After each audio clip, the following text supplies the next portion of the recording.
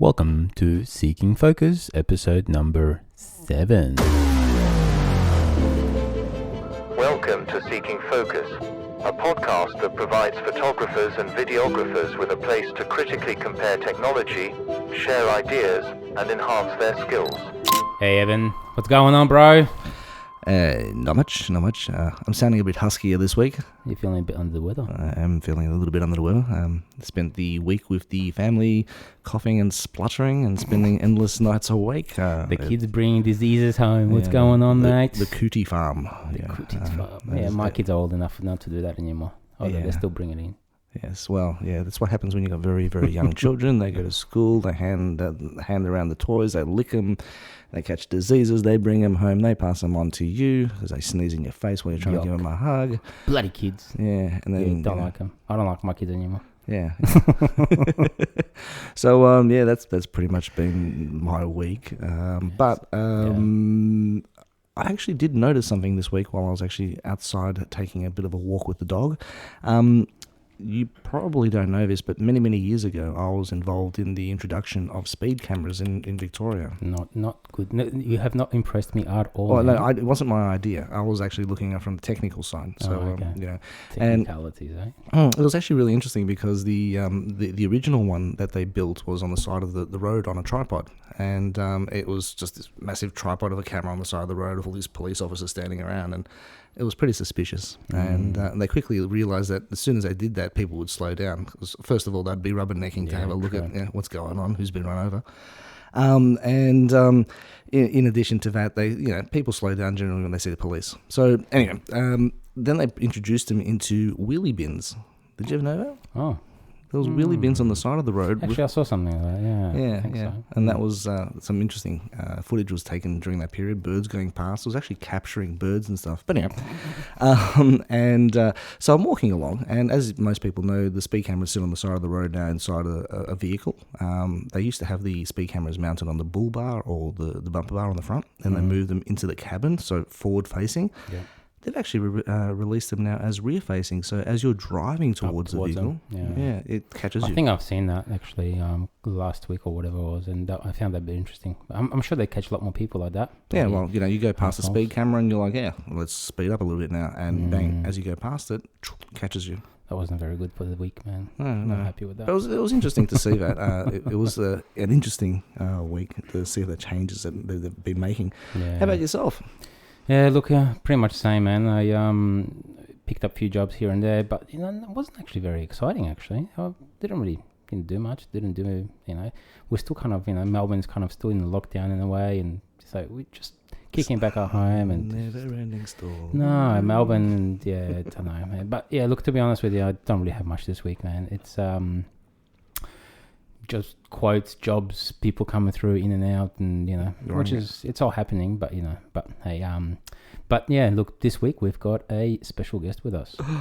Who's the special guest? So our special guest this week is Robert Reitmaier. Robert actually works for Royal Children's Hospital. He's a medical photographer and 3D imaging. So, hi Rob, how are you going? Good evening, gentlemen. How are you doing today? We're well. Good to hear. Yeah. Listen, so we've known each other for actually close to 30 years now, hey? Yeah, it's been a while. Been a very long time. Geez, that time flies, doesn't it? It does, man. It goes very quick. We've actually known each other for about 30 years. We've travelled together in the past fair bit, and we enjoy our hiking as well. So it's good to sit down and actually talk about your work for once. Yeah, fine. I'm more than happy to delve into some of what I do during the Monday to Friday. Give us a little bit. What do you actually do? What is? So I know you're a medical photographer at Royal Children's Hospital, and is photography the primary thing, or do you sort of dive into like more 3D imaging now and all that sort of stuff? Give us more understanding, man. Yeah, look, I manage the 3D imaging centre. Okay. So majority of my work is in the 3D, but I'll also help the other guys out with the 2D clinical work. This is photography. In photography, I'll do a few clinics. Okay. Things like the Burns Clinic and things like that. So you mainly deal with kids, obviously children.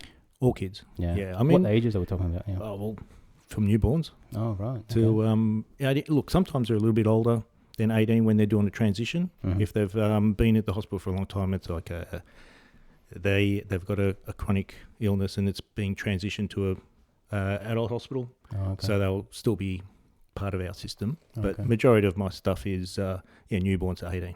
Wow. That must be kind of, I don't know, man. Like, I've got kids myself, and I mean, actually, let's step back a little bit. We both actually did the same course at uni, right? Correct. Yeah. Where was it? This scientific photography at RMIT. It's right? a Bachelor of Applied Science. Bachelor of Applied Science, And photography. majoring in photography. Yeah. And that was that's at RMIT. yeah. But that, What year did you finish? good question. I think it was about 94, 95. Okay, so you've been doing this since obviously finishing uni, straight into that position. Correct. Yeah, Wow, so okay. I started pretty much straight after uni, Mhm. started working at the Children's Hospital, and I've been there ever since, 26 years. Wow. 26, 27, something like that. Mate, you're part of the furniture now, eh? Yeah, it's looking bad. It's kind of interesting though, because I think that job is a lot of people's, I wouldn't say maybe a dream, but it's very fascinating. You know what I mean? And I did the same course at RMIT, and to be honest with you, I didn't finish the whole course fully, and the reason why I didn't do it is because, to be totally honest with you, I think out of that course, and which was kind of disappointing a little bit, because that course didn't teach you anything about business, not that I recall anyway. But these days, or well, back then as well, even like if you left that course, there was only one of three really things that you could do. You could do me being obviously a photographer at Royal Children's Hospital, or like a hospital, the scientific photographer for police. Correct, yeah, but that changed. Yeah, that changed recently. Well, a couple of years back, I guess, when digital sort of came in, that sort of, That's then right. you could basically start up a new, your business, right? Well, there's also like CSIRO Oh, okay. doing Defence Force. There was a lot of high speed. They still do. Oh, right. They still do that. High speed video. Also that for crash test cars. Oh, yeah. High speed Okay. video. So there were a lot of and ballistics, Mhm. photographing bullets and that in the air. So there are other avenues, but yeah, there's not a lot. Yeah, and I think that's probably one of the reasons why I sort of gave up, because when I kind of thought about it was, I mean, I didn't want to take photos of people's kids, in a hospital, whatever else, when they're vulnerable, you know what I mean? How do you find that? How do you find that sort of, because obviously that job gets fairly confronting, right?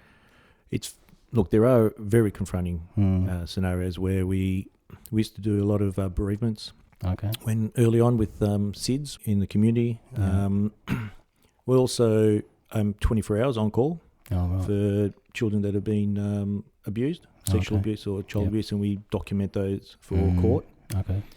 and just put in their medical record. Yeah. So it can be very, very confronting. Yeah. You do autopsies. You go from I did the when the twins were separated. So there's Oh, quite right. it's you see a lot of fascinating things, and we do Definitely. basically you could do anything from a toenail to neurosurgery and everything in between. Wow. So we sort of see the whole gamut. So That's which is really exciting, because if Yeah. you're a doctor and you specialise in renal, that's what you see, or if you're Mm. a nurse in burns, that's what you see. But we see the whole thing, Yeah. and it's so it can be really fascinating. It can be confronting. Yeah. You put it aside with the experience that and the time of Mm. been doing it. You quickly can you put it aside, and I walk in there and say, okay, for instance, if it's child abuse, I need to capture that image. Yep. I need to do the best job I can. I can't let emotions Mm. affect that. Yeah. So you make sure that you do the right steps Yeah, of course. and do it all correct. Mm-hmm. Yeah, look, I think before I had kids, I probably could have done that job. But after having kids, I find personally I'm a lot more emotional about that sort of stuff. And, look, I'm not a violent person, but seeing like abused kids or, anything that obviously was done to them, I kind of go, what the hell? You know what I mean? What are these people thinking? Obviously doing something like crazy to the child. So working for Royal Children's Hospital, obviously you see a lot, all of, like you mentioned, burn victims, and, so you obviously go to court a fair bit, I'm guessing, as well, or is it sort of...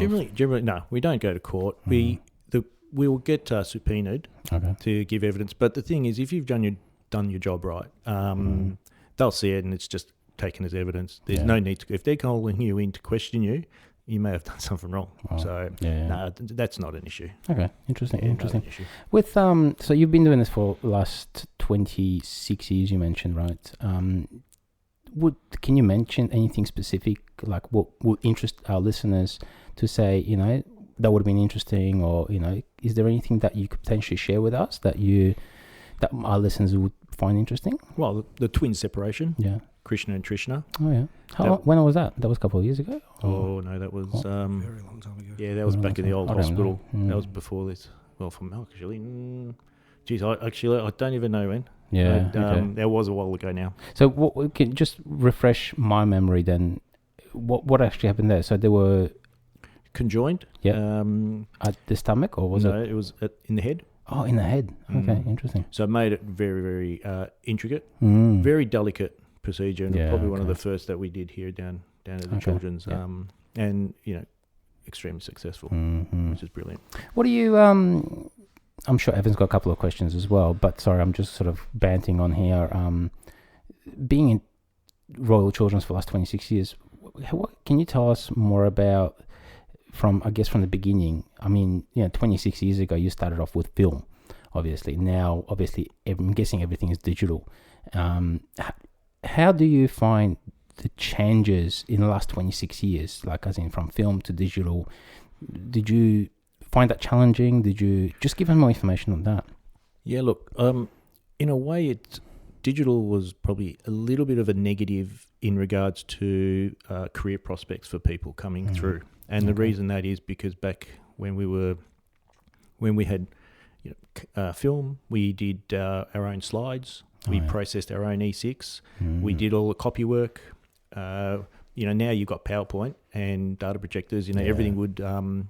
Back in the day, we'd any doctor lectures and notes, we'd have to create colour on colour slides, duplicate slides. A lot more work, obviously. There was a lot of work, and all the negs needed to be cut up. The proofs needed to be put into hard copy medical records. Yep. We had an audio visual in the lecture theatre, so if they were doing talks, we'd have to be up there with all day changing slide canisters and lighting, and so we did all that sort of stuff dirty, as well. Baby. That's what you're getting dirty. It was well, yeah, that's right. I mean, we did the whole gamut things. But with the digital age, people start doing it themselves, and it's changed dramatically. So it's even to the point where if we're not there, you've got Haiku now, where they take it on their mobile phone, and at some hospitals that's how they run. Really? So a lot of the some departments have reduced, closed. Yeah. We're still pretty strong. Okay.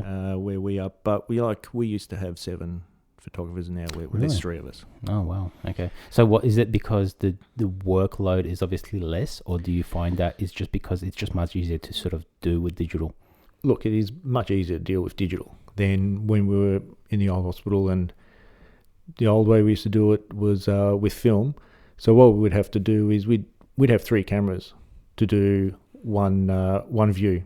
So if we were doing a patient's head, we'd have a black and white camera, a colour neg camera, and a slide camera. And we'd take times 2 slides. So we'd take 4 shots of the one view. And if you're doing a series of 14 shots, it's a lot of photos you're taking. Yeah, whereas with digital... So obviously a lot more work. It was a lot more work before. Now look, digital's easy. You can see it in the back of the camera and you know exactly what you're getting. True. So, and you know that you've got a good shot. You don't have to do it once, twice or 3 times. And having so many cameras and so much film and processing, it took a lot of time. So, do you find that you've used Photoshop a lot more as well, though, or you? Definitely. I mean, we do manipulate the images and crop them and make sure that they look pretty professional. Whereas, when you had the neg, it was just what you shot is what was printed, pretty much. It was a lot more hands-on, obviously, as well. It was a lot more hands-on. I mean, now it's actually now with 3D, it is fully hands-on. Yeah. It is great. It really makes a difference, and so that is extremely hands-on with the patient. So I know the 3D you mentioned earlier before, obviously this podcast. It's 3D is pretty much what you specialize in now, and you progress from that sort of. But I want to step back a little bit before we sort of jump into the 3D component, and I just want to sort of more about you. So when you started everything off, did you? So you straight out of uni, you went to this medical profession. You did also mention that you did some weddings and other things as well. So tell me more about your passion for photography, and that what did you do? How did you sort of get into it, and sort of how did you sort of push through? Okay, so effectively, I loved art and I like art, and photography to me when I was a kid was art. Was art. It wasn't science. It was art. My first camera was a Polaroid Land 600, I think it was. I got it from Target. Pinhole camera like Evans. Yeah, and it was fascinating because you'd process the print straight away. I've still got that camera somewhere in the cupboard. So that sort of led me through into year 12, where I love science, so I did all science subjects, and it was at the end of year 12 that I was looking through the book and saw applied science in photography. It's putting the two together. Like it was just a dream for me. It was like, oh well, this is perfect. It's funny, man, because I actually found the same thing. I just sort of, when I did photography, I found that course and I was just like, hey, this is amazing, because I loved physics, I loved biology, so looking at that course, I was just like, oh, this is awesome. Yeah, absolutely. Absolutely. And I had to do that course, but the problem was it was very hard to get into. Yeah, I think they only took 20 in a year. Yeah, it was something like that. And not only did you have to pass your year 12, you then had to have a folio presentation and an interview, and then you got an A letter or a B letter or a C letter, and then I think from memory you'd only get about 5 or 6 finishing that course as well. Yeah, that's true. Yeah. So it was a tough course, but I do remember getting into that course, and I thought, wow. I actually didn't know where I was going to end up, but I did. Medical was very interesting. I thought, wouldn't it be amazing to work at the Children's Hospital? This is at uni, but I never thought I'd get there. It was just like, it's such a small sort of niche of people. It's very niche, I never expected to be there. So I was, and basically to get me through uni, I started doing weddings. Okay. And working at Colour Labs. Oh, yeah. Where I was doing like big murals. Wow. With, I don't know if it's basically was in a big room, and the enlarger's on its side. It's called like a rocker camera, and it's on its side, and it projects onto a wall, which is vacuumed. So you bring out your sheet of paper just from a roll that's sort of standing up on the wall, and you bring it up, and it vacuum presses up against the wall to keep it flat. And then you project. But with that, you take your image, you roll it up and take it to a huge processor that you just unravel, and it rolls through. So you pull it through the chemicals and fixer and... But that was automated. Mm-hmm. But you had to do a lot of test strips. You weren't chucking a sheet out there. That would have been expensive too. Yeah, it was. And so that really taught me colour. Mm-hmm. That was... And then I was doing the weddings as well as that. So I was doing 2-3 jobs in photography. Kept you busy. It was very busy and full-time. Look, I do remember when I did this course, a lot of people don't... look, photography is a little bit more affordable now, I think, from a digital perspective. But back then, I found it really expensive, Extremely expensive. The film...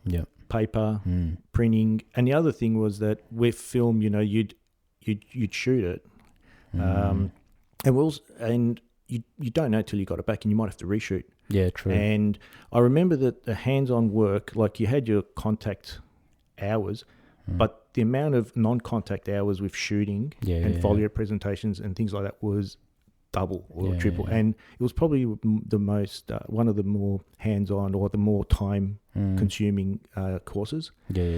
because you just kept going. And 4.5, doing 4.5, that's not cheap. Yeah. No, that's right. I remember that actually studio shoots from the 4x5, and that was just crazy. And you'd like shoot 2 or 3 because you might be going to push or pull depending. Yeah, true. But you couldn't afford to do too many. Yeah. A box of 10 4x5 film was pretty expensive. It was And expensive. if it didn't work, another reshoot, and there's another 3 hours. Yeah, I also remember like spending like 8-9 hours in a dark room as well, just printing and dodging and burning and all that sort of stuff. It was just like you came out of it and you felt like a vampire almost, to a point where you're just like, wow, the sun is killing me, You know what I hate the most? Like, I don't know if you remember, they had the plastic canisters. Yeah. And then I used the stainless steel ones. And the worst thing was that because you load and you put your film on by hand, you don't know if it touches, and then you go and process it, and then you unravel it, and it's been touched, and it's like, oh no, it's all mushed up and stuff. Oh, it's like, damn it, chemicals didn't get in between there. Yeah. Interesting. Yeah, it was. The stuff that we had to deal with, man, 20 years ago, eh? But you know what? It really made you understand photography. Yeah, and know photography. Yeah. Like, you look at a scene and you can visualize the light. You have to be able to read light. You have to see light. You have to see color, and really understand what you're going to be getting before you actually shoot it with film. Yeah. Digital true. now, you just bang, bang, bang, and have a look at the back and say, spray and pray, baby. Spray and pray. Yeah, Photoshop will fix that. That's what Evan does, by the way. Spray and pray. He's just sitting there, not doing anything, not just listening. He's are you absorbing everything? I am. Sorry, I'm finding it hard to speak tonight. I'm actually just listening and agreeing with a lot of the stuff that Rob said. And just reminiscing about the dark rooms and the processing of photos. Old school. Yeah. I missed that actually. I was thinking about creating a new dark room for myself at home in a shed. Yeah, well, same here. Yeah, same here. I've still got some all my old and larger equipment and stuff, and it's definitely something I've always wanted to do. And you can actually pick them up nowadays quite cheap. A lot of people are just getting rid of them because no one uses them nowadays. It's not as popular as it used to be, obviously. But there was a trend towards people actually moving back to film, and I think there is like a subculture there of people actually still using film. There's something inherently beautiful about film and print on film, seeing grain, and also being able to shoot 100 ISO film or 800 film and the different grain structures and that you can visually see. It has a subtlety to it that's really, really pretty. Yeah, and in video productions nowadays, we've also got filters that we drop on top of video productions to give them that grainy effect, and you can actually get different types of filters based on the different types of photography, paper, films, and so on. Your whole range of Kodaks, the Kodak papers, the Kodak films, and you can actually put those on top of your videos to get the same effect. Obviously, it never looks quite the same, but it's a nice touch, and it sort of brings you back to yesteryear. Yeah. Especially when in today's society, everything's so crystal clear and sharp. Like my Sony cameras. And so contrasting and saturated the colours now. Yeah. And it was an art form back in the day. I have to say it was an art form. I think a little bit of that art's gone out the window. As you're saying, basically everyone's got a mobile phone. My mobile phone can take higher resolution photos than my DSLR. It can shoot 8K video. I mean, that's just impressive for a mobile phone. Of course, yeah. It's scary. It is scary, isn't it? Yeah. And the stability, built-in stability. I mean, this thing, you can throw it around and it still looks crystal clear. It's got hyperlapse. It's got every other feature you could imagine in there. You should get one, Marty. It's almost as good as your Sony. But yeah, no, definitely. Like film is something that I reminisce about. But sorry, I'm taking away from the topic. Please. No, not at all, man. Do you have any questions for Robert, to ask about medical photography? Or anything? Do you have anything that you want to know? So one question I actually did have, and I've been meaning to ask you this: what advice would you have to provide to someone who's actually interested in getting into the same field as you? Medical photography? Well, the thing is that the course that we did no longer exists, and that's a real shame. I think it started in about 1971 or 2, and finished a few years ago. So, yeah, I think it finished actually just after I So basically when was finished. That was about 2000, really early 2000s. So more than like 10 years ago, I think finished. So I don't remember it. So that's a real shame, and also the fact that a lot of the departments are sort of closing in, have closed. Is a real shame because they used to have a department out the Western, for instance, and that closed. So, I went out there and I was starting to do a bit of the stuff for the Western, same as the Northern. And, unfortunately, it's, I don't know whether it's a dying art. I don't know. I don't know the answer to that, to be honest, because there's got to be some sort of succession plan. Well, I was going to say... there really isn't much, and I don't know what the next 10 or 15 years can hold. So you're saying that the people who are currently it's an aging population, the people in those positions at the moment? Yes. Okay. Yeah. So and there's not too many positions, and it's a very specialty area, obviously. Well, most of the courses don't actually offer that science background and art photography component, right? That's right.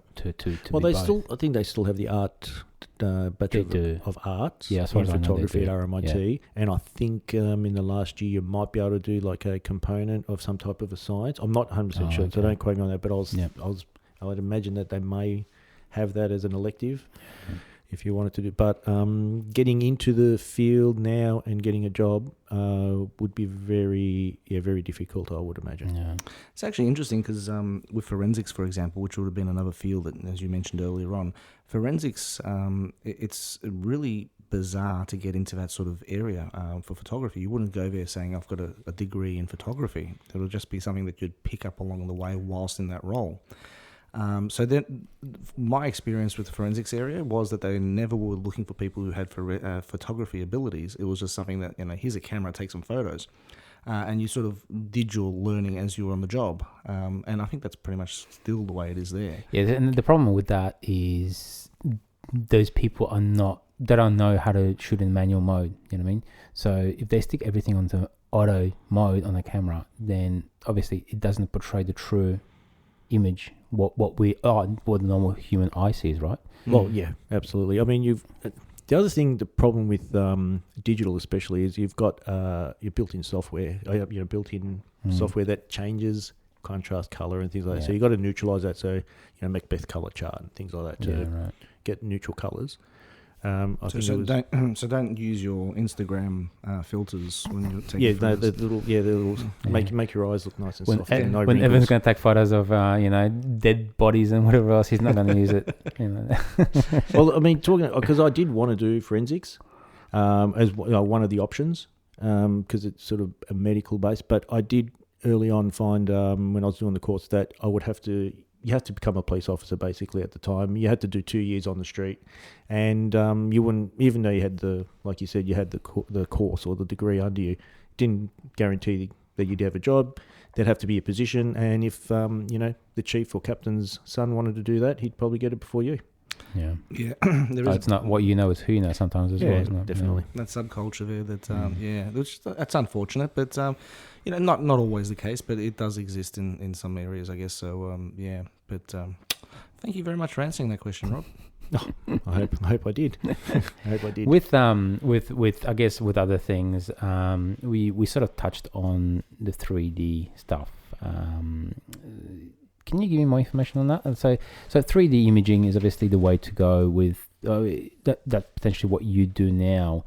Now, did you sort of fall into that by mistake, or did you was Royal Children's turned around and they said, "Hey, Rob, we need to do this done. You are the man because you've got that photography background." It started around 2004. Okay.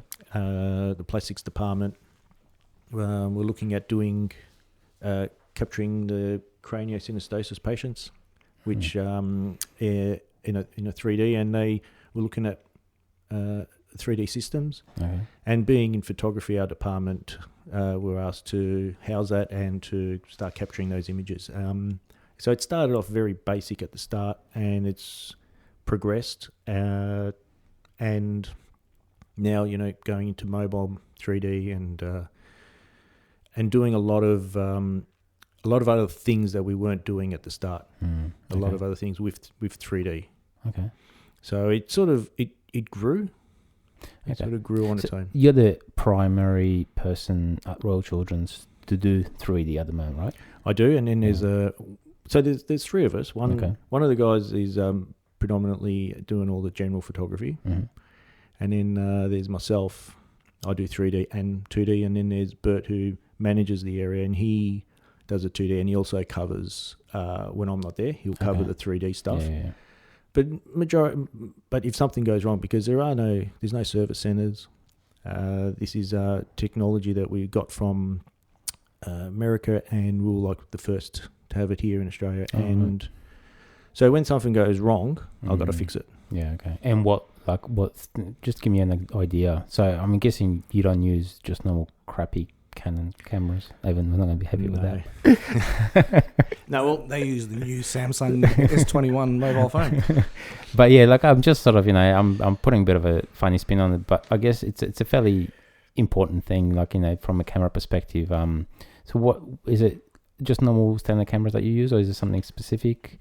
Well, the system is 7 pods, and in the pods there are 3 cameras in each pod. So it's 21 cameras, all taking from different angles in a framework. Okay, yeah. So we get basically a 3D image of the patient. Mhm. These the cameras are 2 in each pod. There's 2 black and white cameras which takes the data detail, Mhm. and there's a color camera which captures the skin tone Okay. Okay. image. Mm-hmm. Okay, interesting. And like the age of the cameras, they're fairly old, or you use them for a while now, right? So Yeah, like the initial setup, the first 3D system we got was back in 2004. mhm. Still use some of those cameras for other projects, Yeah. and like the mobile unit and things like that. Whereas Okay. the system we got now is in a framework, Mhm. and we got that in about Yeah. 2013. Yeah. Okay. Yeah. So Yeah. and the system is basically using stereophotogrammetry, Okay. and that's what we capture in a 3D a 3D environment. So everything's connected to a computer, and then obviously digital image of that gets sent to a computer, then compiled in a system or some sort of software. Correct. And then it gives you a 3D look. Yeah, I mean it's the software that does Mhm. probably most of the work. Yeah. The actual image that we take is instantaneous. It's Yeah. pure, just a flash. Mm. So we have a white flash, the flash system that goes off for the texture. Yep. But then there's also an invisible speckle pattern that gets projected onto the patient, Okay. and that's what the black and white data will capture the data and points in space, Mm. and that gives you your XYZ values to create your 3D mesh. Oh, wow. Okay. Okay. So Sounds complicated. no, it's pretty basic, really. It's pretty. If you know what you're doing. Yeah, well, You're going to it's be in just- it about 26 years. Yeah, well, the software does the work for me. I That's can it. tell you now. I mean, the new systems now, it's all LED lighting. I mean, I've got the old flash system, and Okay. they and it's all wireless as well. Wow. You know, where Interesting. all mine's hardwired in at the moment, Yeah, so there's a yeah. lot of cables going in and out. So the system Firewire, can and definitely be updated and upgraded. that'd be nice. Why would you use 3D imaging? So what's the main purpose of it? Okay, so for instance, like with plastics, Mhm. when they do pre and post op craniosynostosis, so they might. English, please. Sorry. Okay, craniosynostosis is well, basically there's an issue with the sutures in a child's skull. Okay. So it causes the skull to grow in an odd shape depending on which sutures, because we've got multiple sutures. Okay. But there's 5 primary sutures. When one of those or multiple of those is frozen, basically stuck, the head will grow in an odd shape. But then you've also Right. got the intracranial volume is reduced, and so Mm. pressure can build up. So that needs for the child to grow, that needs to be freed. So they'll go in and have the surgery on the cranium to Right. release the sutures Yep. and reshape the head. Okay. And we do the pre and post, and then I'll do subsequent photos, 6 weeks, 6 months, 1 year, 2 years post-operative, Okay. to look at how the head's growing and Yeah, the shape, okay. and compare. So you can actually visually compare the obviously before and after shots, and Correct. So I'll So register those. yeah, and then obviously the doctor or whoever else is doing, I don't know, surgery or whatever else, they can refer back to that as well. They can refer back to it. Mhm. Most of the plastic stuff is used for research, to see how heads grow and if they start to go back to. Okay, so you still do a lot of research. Do a lot of research. Okay, right. A lot of the other areas, like with orthotics department, orthotics and prosthetics. So what we do there is we're going to reshape a child's head by using helmet therapy. Oh, okay.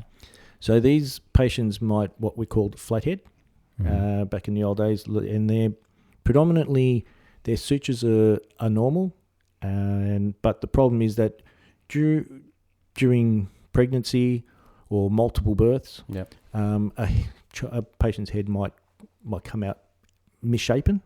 And so what we do, because the fontanelles are open, which is basically a hole in the sutures in the head, and the sutures are very pliable, we can use a helmet to train or make the head grow into the shape that we want.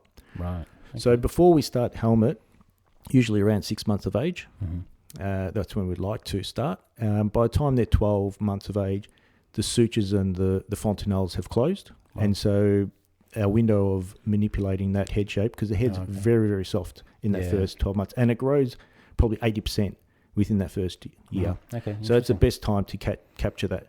So what we'll do is we'll take an image initially. From that image, the orthotics department will custom make a head shape and create a helmet from that. So they carve out a block of foam of the head they want, then they'll make a helmet, custom helmet. That patient will then come back every, say, 6 weeks, and we will re-image them. I register the two images. I can do cross-sections. One I'll put as a Y mesh, one as a solid, so I can see through the solid, and I can see exactly where it's growing, how much it's growing, and it's up to 0.2 of a mil in accuracy.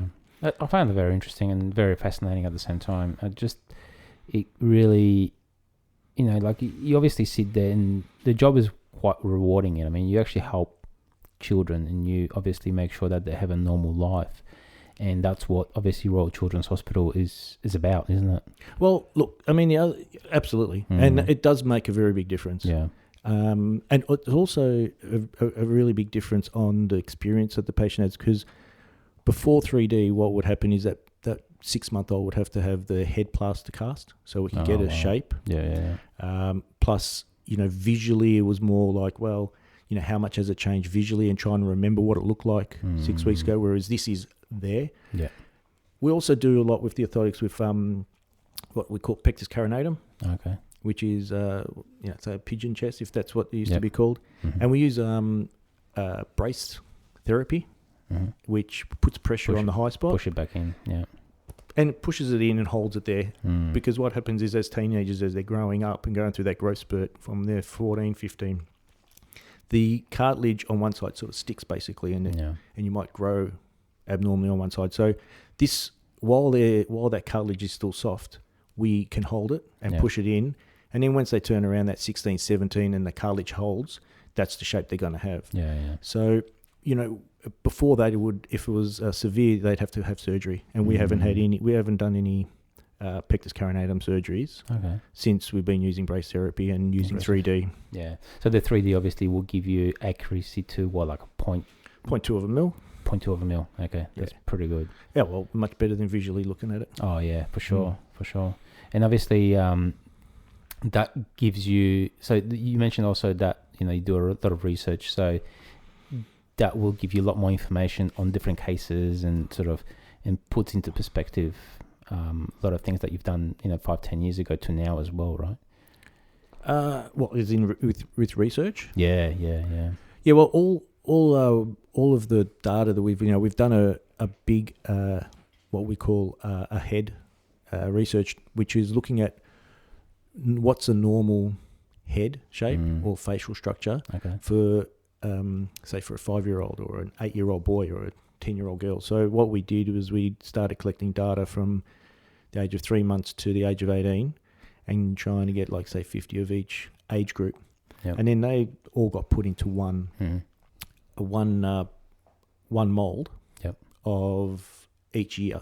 And then you could progressively see how the head grows, how a face grows. Right. Interesting.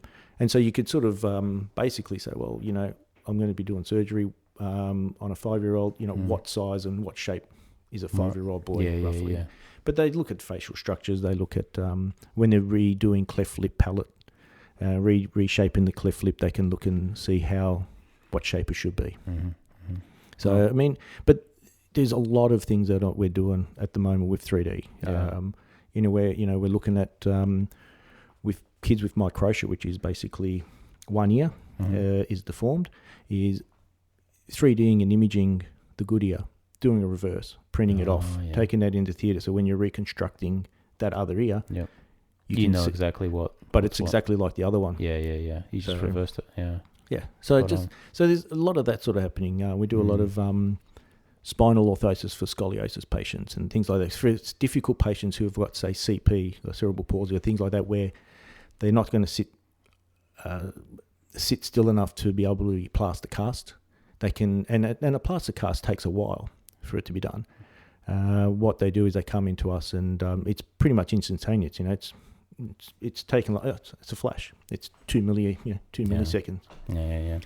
You've also done a lot of travel in that field as well, overseas, and you've done a fair bit of.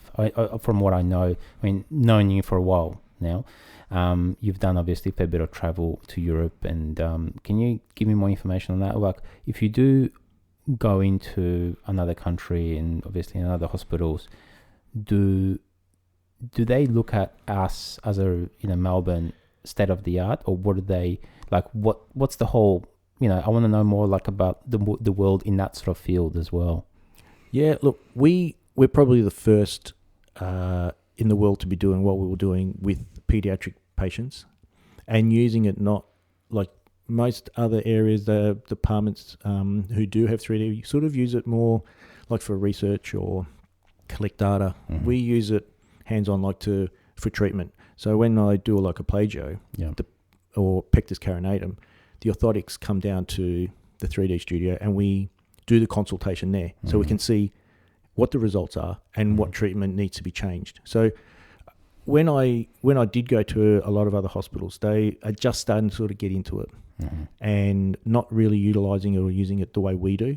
Okay. And we definitely would be probably leading in that's fantastic. With in regards to using this technology in a hospital environment. Yeah, we're very lucky, obviously, to be in Melbourne. Having that sort of technology and your expertise in that sort of field to be able to help those children, and to give that information to obviously other hospitals around the world and everything else as well. Now, you've also done a fair bit of, as far as I know, and correct me if I'm wrong here, but you've done a fair bit of lectures and sort of talked about certain parts of it. So is it sort of, can you sort of share any more light on like anything that you sort of that you do talk about in the lectures, like with that sort of obviously? No, I mean, look, the thing is talking about it as we are now without visually seeing what I do and visually having examples. So I suppose it's a bit easier for me in a lecture because I've got PowerPoint and I can show what it is.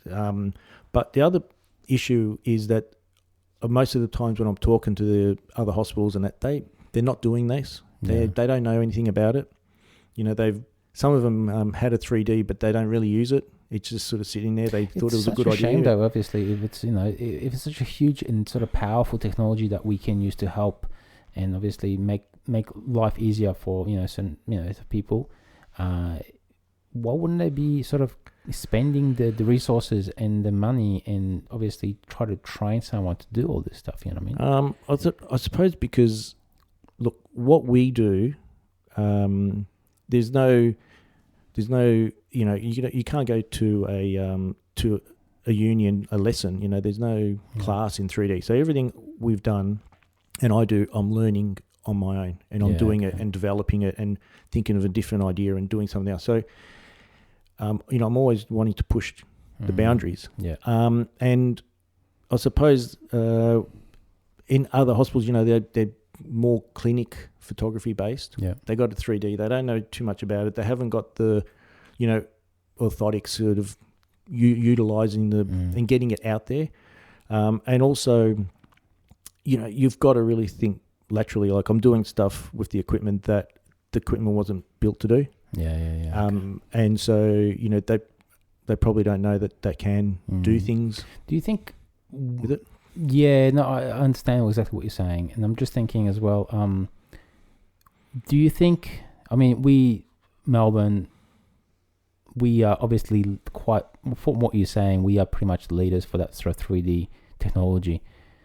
Do you think we can improve? Do you think if we spend more money on this sort of stuff, do you think it will improve a lot more? Like if we put more resources, obviously, money and obviously time and effort and everything else, is there much future for that sort of stuff? Do you think it's worthwhile doing that?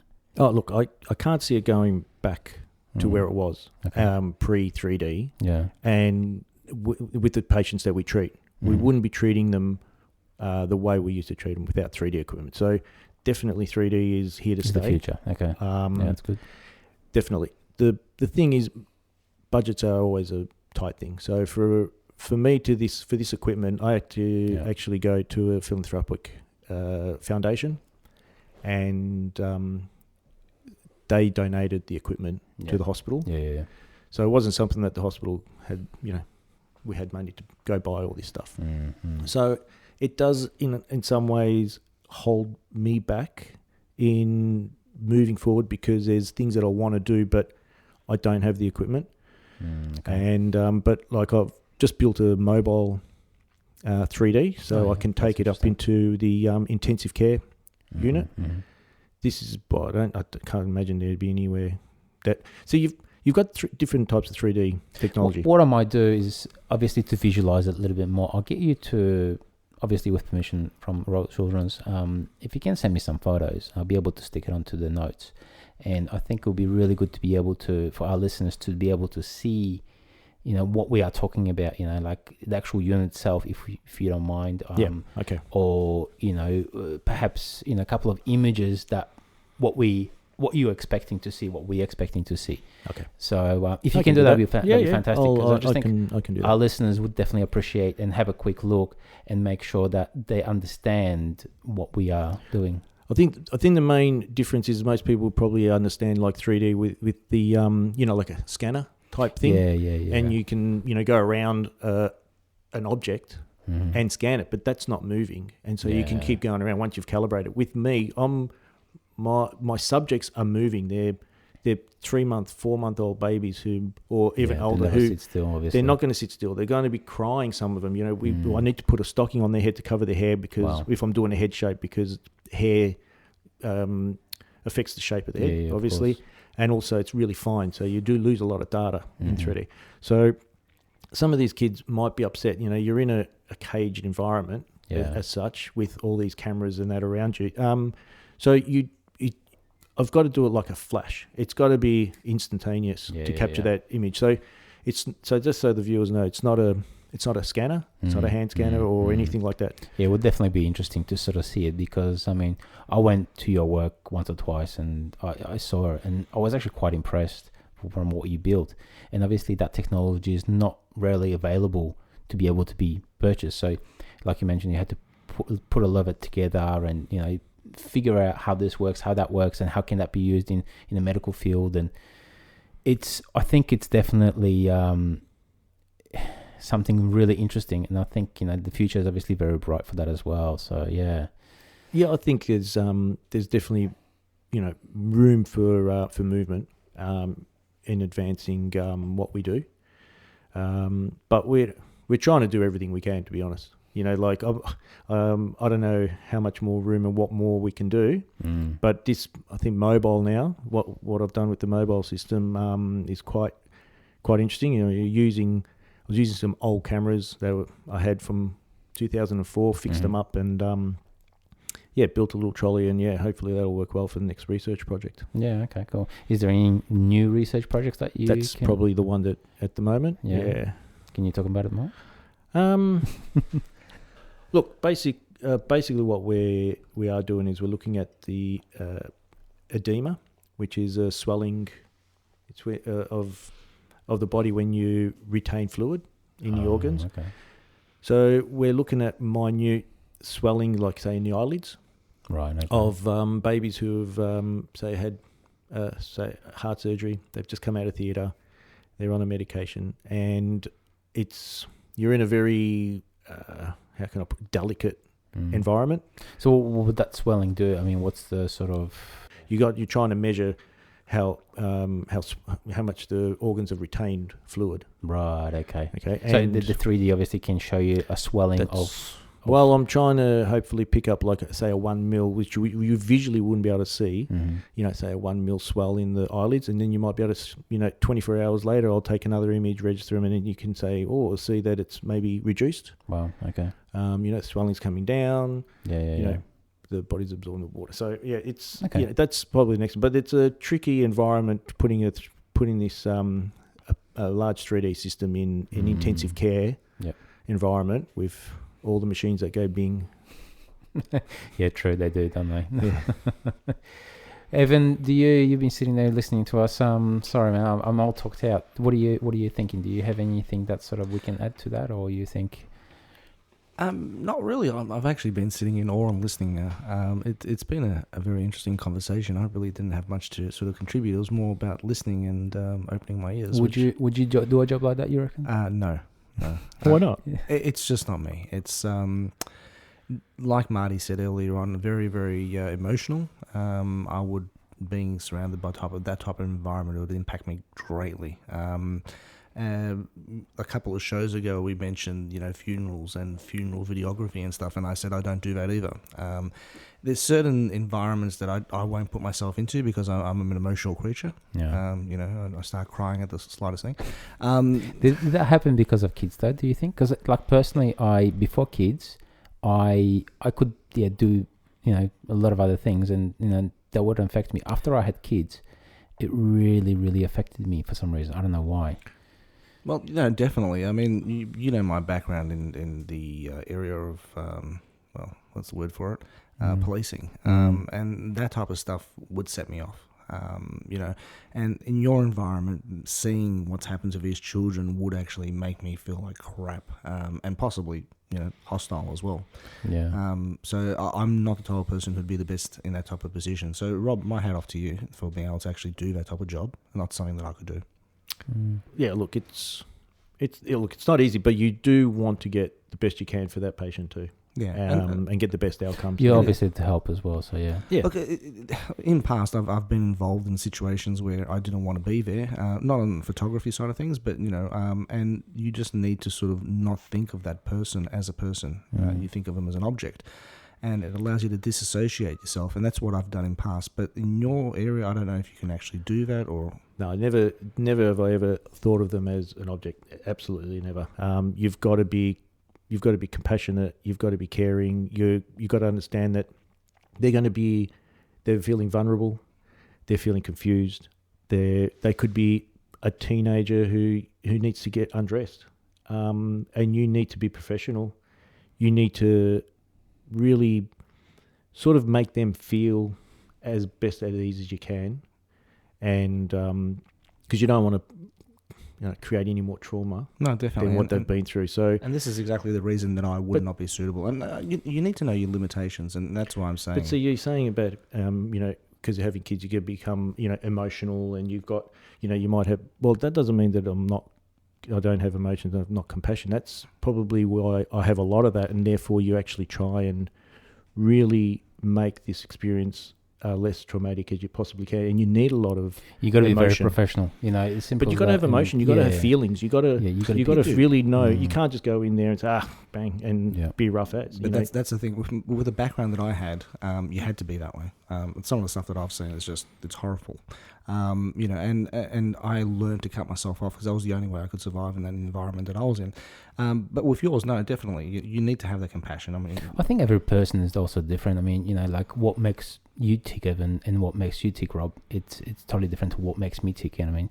And how you keep with how you handle certain situations, then Rob, you potentially would handle those situations differently as well. And I think doing this job for the last 26 years that you mentioned, you obviously have that sort of knowledge, and you can sort of be passionate and caring and obviously understanding to that patient. I mean, even sometimes you deal with a 6-month-old baby to 16, 17-year-old teenager, where I know having teenagers myself, they can be obviously totally different than obviously little kids as well. And I mean, at that stage, there's a lot of self-discovery comes in, so as much badly as it sounds, and they might try, different substances and, alcohol or drugs or whatever else. And obviously in this situation, you have to be professional and you have to be compassionate, and you need to make sure that make them feel welcome and let them understand why you're doing this, to make sure that obviously will help them in the long run, and, things like that. So exactly. Yeah. Look, maybe I'm just lucky, as in it really does suit me. This doing medical photography and 3D is like, I sort of don't think I work. I love photography, and I was doing it when I was at uni, or even after uni. I did hundreds of weddings, and 10 to 15 years of weddings. Working Saturday and Sunday, and working at the hospital Monday to Friday. Photography was 24/7, 7 days a week almost. I'm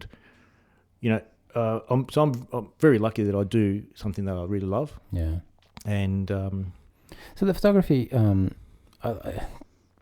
look, I do all this stuff because I love it, and I'm very passionate about it. And you doing it for 7 days a week, 24/7 virtually.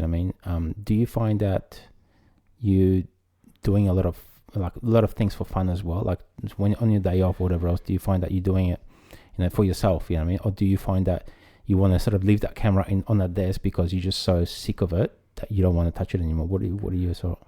Look, I'll be honest, I got burnt out with weddings. Yeah, okay. That burnt me out. You work Monday to Friday, and I'd finish work at 5, and 2 or 3 days would be going to the studio to print up the black and whites for the albums. Yeah. You'd have to interview the weddings. Yeah. Go through the proofs, do the layout. It's not just the Saturday and the Sunday when you actually shoot them. And you would do. There's a lot of work from the groom's home, and back then, Parliament House night shots was very popular. You'd start at 8 in the morning and finish at 1 or 2 at night, and then you'd do the next. I loved weddings, I did, but it just, I was just doing too much photography, and I wasn't doing anything for myself. I didn't do. It was like the last thing, if I had a Sunday off or a Saturday and you go somewhere, the last thing I want to do was take photos. Yeah. I've just been doing it, and I've been doing it for so long. Did you find that when you stopped doing weddings and stopped working 7 days a week, photography, did you find that you started enjoying it a little bit more? Or do you find that you sort of still got... I stepped away. I still did at the children's. So I was still in photography, and back then I was doing all the what the other guys are doing, like all the general work. I'd be doing all the commercial stuff in the hospital, doing all the financial reports, portraits, all those sort of stuff. I was doing all the general photography. When 3D came, I gave that away, and I just concentrated on 3D, which has been brilliant. But sorry, what the so just the passion for photography. So after you stopped in weddings, that's I was still doing photography. Yeah.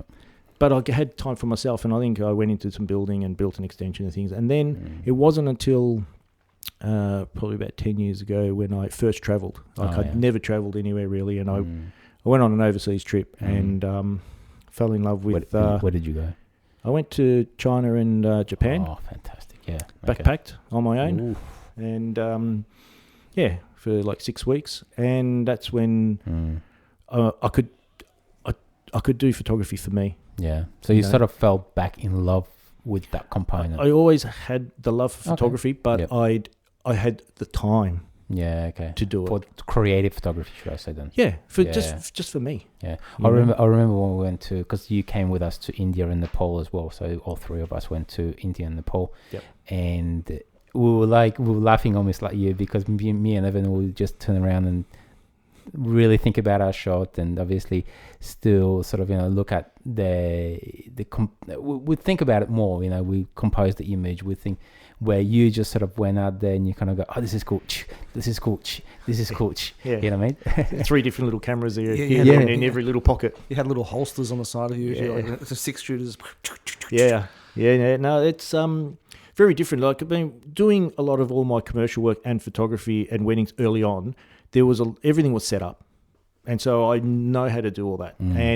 But then towards the end, and it wasn't until real digital came along, but we were starting towards the end of, because it was all film and I was doing weddings and I was using 120 Hasselblad, all large format. And, you didn't have shots to burn when you were doing that. But when I used to have a 35mm and put black and white in there and use that almost like candid shots. Yeah, journalistic. Just click. Yeah, photojournalistic. And that was really the start of that of doing what they do now with digital. Yeah, okay. Just sort of sitting back and capturing the emotions and things like that. But with digital, you can burn. Take until you get that right expression. SD cards are very cheap, aren't they? So. Well, compared to film, yeah, definitely. And I suppose I love that freedom of doing that, like not sitting there and really setting up. I still, and I learn from you guys, I'll set up my tripod and I'll do it, but I'm always got the little camera going around just trying to get the candid stuff, and